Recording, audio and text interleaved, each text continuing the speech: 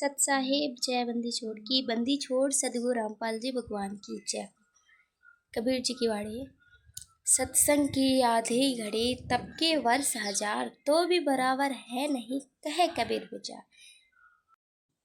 तो गाइस हम लोग जाने वाले हैं सत्संग में, फिर आपको दिखाएंगे वहाँ का नज़ारा, कैसी व्यवस्था है और सत्संग किस प्रकार होता है। यहाँ पर गुरु जी की दया से बहुत ही ज़्यादा जनसंख्या में श्रद्धालु आते हैं। इस बार देखते हैं कितने श्रद्धालु आए हुए हैं सत्संग में और आपको दिखाएंगे इस वीडियो में। तो बने रहिए इस वीडियो में, स्किप मत करना। तो अब हम निकलेंगे सत्संग को, तो मिलते हैं आपको। जल अलग है, जल का देव अलग है। वो आप नहीं दे सकते, वो सूक्ष्म दृष्टि से दिखता है। तो उसने कभी राम के साथ रहकर इस भगवान को कहीं भला नहीं जाता, किसी का गरीब का मदद करा नहीं रहा। पहले इसी लोग ऊँट पर चल पड़ते थे सिद्धि से, राम को तो सिद्धि ना थी। लेकिन जब उन्होंने कहा मुझे भूख लगा, तो मतलब सामने प्रकट हुआ था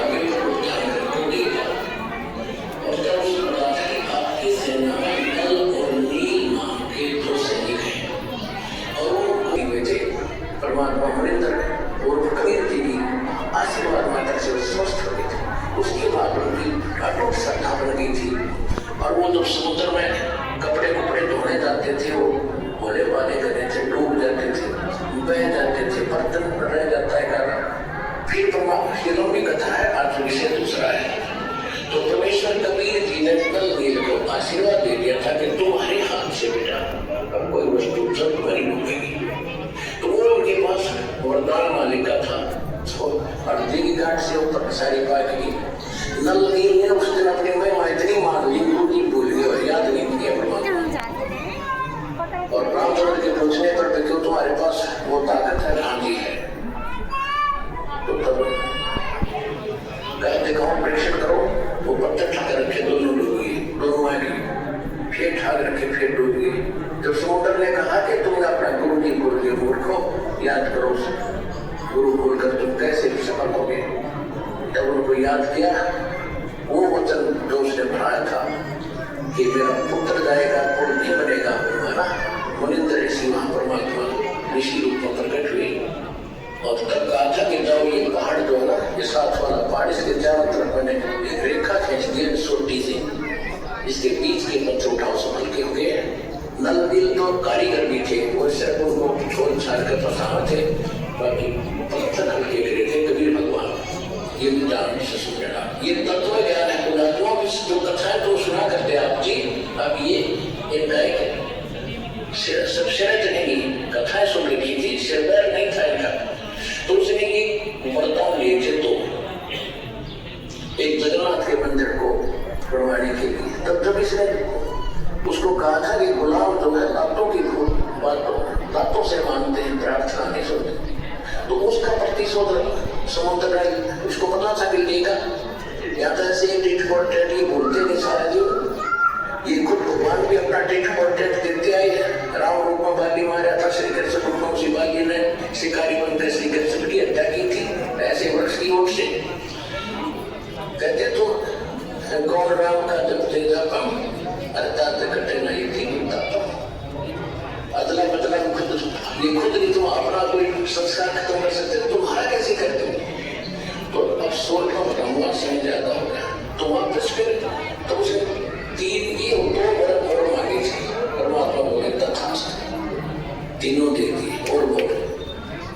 फिर एक और मांगा था कि एक और दया करना कि कलयुग में पहले मेरे एक ही प्रार्थना की थी कि आप जबरदस्ती ना करना किसी को भी। सतयुग चौथा युग कलयुग, उस समय किसी को बाई फोर्स ना ले जाना, अपना ज्ञान देना, आपके ज्ञान को माने वो आपका, और मेरे उस ज्ञान को माने वो मेरा।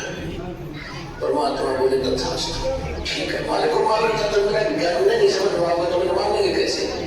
तो पहले ज्ञान ने दूंगा बोला, फिर कहा कि पहले मेरे दूत जाओ, मेरे संत जिनको मैं संत बना कर गई थी, और बाद में तेरा दूत जाओ, तेरा संदेश वहां जाओ।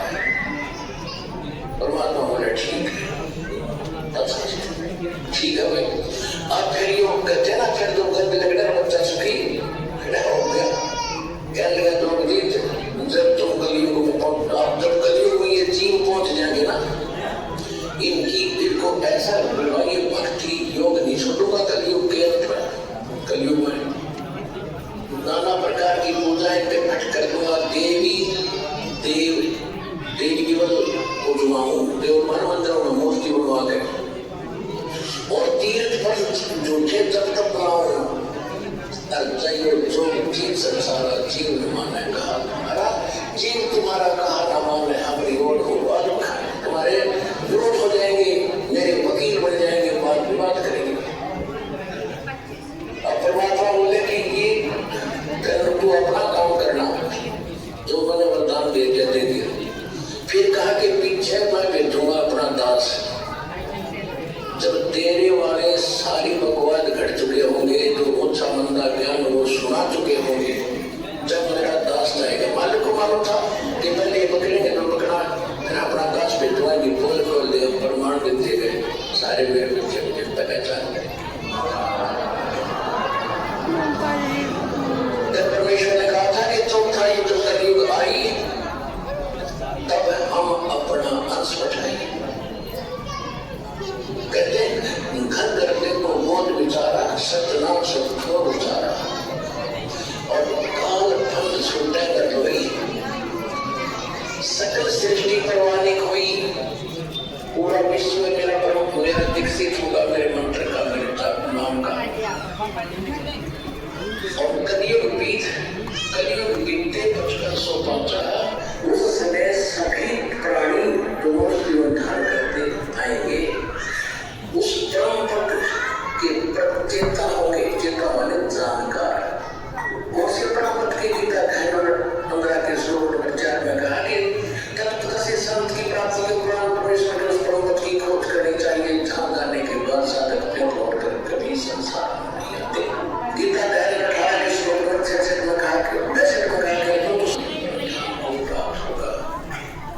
तब परमात्मा ने कहा था कि उसमें मैं अपना दास भेजूंगा, पहले तेरे से जाएंगे और पीछे दूसरे हम आएगा। और घर देखो वो कहीं पर चिप चल रही है, मेमोरी कार्ड से ग्राम चल रहा है, और कहीं अपने इंटरनेट से देख रहे हैं, कोई डीवीडी प्लेयर से सुन रहा है, सुना रहा है। अब ये कैसे ऐसा है परमात्मा का वो ज्ञान। बोलो बंदी छोड़ सदगुरु रामपाल जी भगवान की जय हो। तो सभी भक्तों को मेरी तरफ से सत साहिब, सभी बहनों को मेरी तरफ से सत साहिब।